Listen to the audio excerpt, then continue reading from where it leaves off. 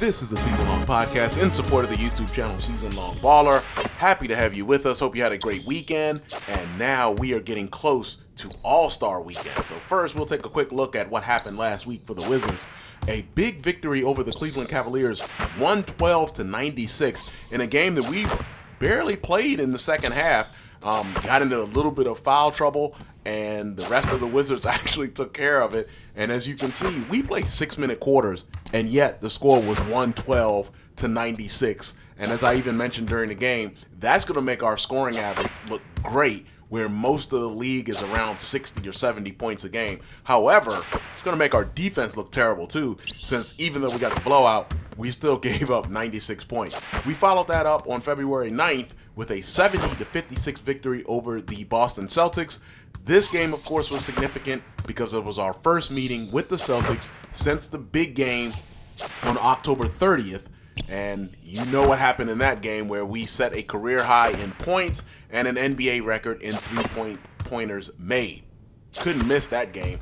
But we missed a lot more in this one, but got away with the 70-56 victory over the Celtics.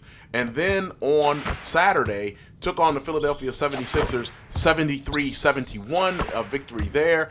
Rallied in the fourth quarter, and I have a funny feeling, we haven't done one in a while, the Jaymont Summerz play of the week, have a feeling it's coming from that game. I wonder what it could possibly be. All right, since we're getting closer to the All-Star break, let's take a quick look at some of the statistics for Jaymont Summerz as we head closer to the break. We've got a couple games this week, literally just 2 games this week, and then we're into All-Star Weekend.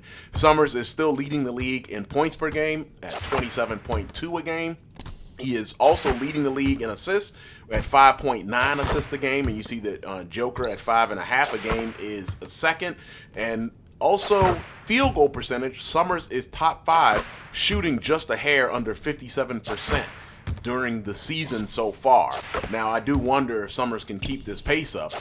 Also leading, and this is an important stat, the plus minus, Summerz is leading the league in that category, 8.2, and you see DeLon Wright.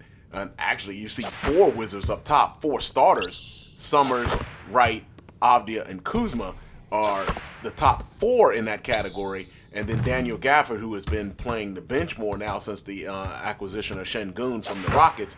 Gafford is 6th in that category, and Steph Curry is 5th. But Summerz leads the league at 8.2 plus minus. Now, you already know that we shoot the ball more than anybody. So even last season, we shot the ball more on NBA 2K23. No apologies. But Summerz is shooting 17.1 times a game.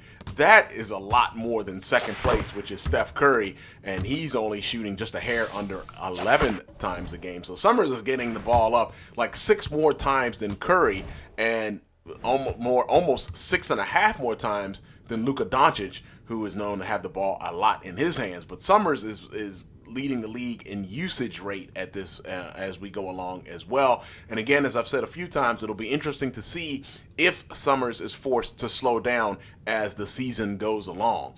Now, minutes played, again, something that relates to slowing down at the end of the season. We've got to have something left in the tank, and you see that right now he's sluggish in terms of fatigue. Summerz is leading the league in minutes played at 20.3 a game. Remember, we played 6-minute quarters, as I mentioned earlier, so that's out of a max of 24. And Summerz is playing 20 of those minutes. And then, as you see, Antetokounmpo and Devin Booker, Bradley Beal, and Anthony Edwards round out your top 5, all of them over 18 minutes a game. Now, we'll take another look at the All-Star rosters. We took a look at that during the Season Long podcast last week, but we've got to take another look at it as we head into the weekend now. Jaymont Summerz is among the starters for the East. He was the leading vote getter out East. Nikola Jokic was the leading vote getter out West. So your Eastern Conference team here, Summerz, Antetokounmpo, Damian Lillard, Joel Embiid, and Jason Tatum are your starters. The reserves are Jimmy Butler, Donovan Mitchell, Trae Young, Tyrese Halliburton, Bam Adebayo, DeMar DeRozan, and Chris Middleton. Now, out west is Joker, Steph Curry, Luka Doncic, Kevin Durant, and LeBron James, the 20-time All-Star. That's your starters out west. And then coming to your reserves, Devin Booker, Shai Gilgeous-Alexander, Anthony Davis, Zion Williamson, James Harden, Domantas Sabonis, and Karl Anthony Towns are your roster for the Western Conference. Now, Jaymont Summerz is also in the unique position of being on the Rising Stars roster, as he is a sophomore technically. So he will be, as far as I know, only the second player that can play in both the Rising Stars game and the All-Star game. Now, if I'm wrong on that, correct me, but I believe LaMelo Ball back in 2022 is the only one who has been able to play in both games. Might be wrong, because I remember LeBron as a rookie didn't make the All-Star game, but I don't remember him playing in the Rising Stars game or whatever it was called back in 03. So again, check me on that, but I believe LaMelo is the only one. But the case here, Jaymont Summerz can do it playing in the Rising Stars game on Friday. So we basically have a full weekend, unlike last season on NBA 2K23, where we were only in the Rising Stars game. This time we'll be in the Rising Stars game, the three-point shootout on Saturday night, and then on Sunday in the All-Star game. So it looks like Summerz will have a full weekend. As you see here, the participants in the three-point contest: Summerz, Curry, Klay Thompson, Desmond Bane, Buddy Hield, and Isaiah Joe of the Oklahoma City Thunder. That's your 6 contestants. And you see Summerz is ranking, third there behind Curry, who's shooting 48.6% from 3, and Buddy Hield is shooting 48% even. Then it is Summerz shooting 47.7%. So that's, in those contestants there, Summerz is right there in the middle of the pack. Your dunk contest participants, you've got Zion Williamson. Then you've got a pair of Blazers, which I find interesting, Shaedon Sharpe and Scoot Henderson. And then Amen Thompson is rounding out your 4 dunk contestant participants. So that'll be an interesting weekend that we've got coming up. Now, before we get to All-Star Weekend, we do have games to play. The first one, February 12th, later today, against the Dallas Mavericks, this time in Dallas. Now, remember, last time we played the Mavericks, you could almost say it's the opposite of that time we played the Celtics. It was a horrible game for the Wizards. Number one, Daniel Gafford was injured in the game and was out for a little while. But the Wizards also, this game was at home, got blown out by 20 points to the Mavericks, and this took place back in mid-November. So we'll see if the Wizards can get some revenge, and this will be our second meeting and final meeting with the Mavericks, who, by the way, are leading the Western Conference.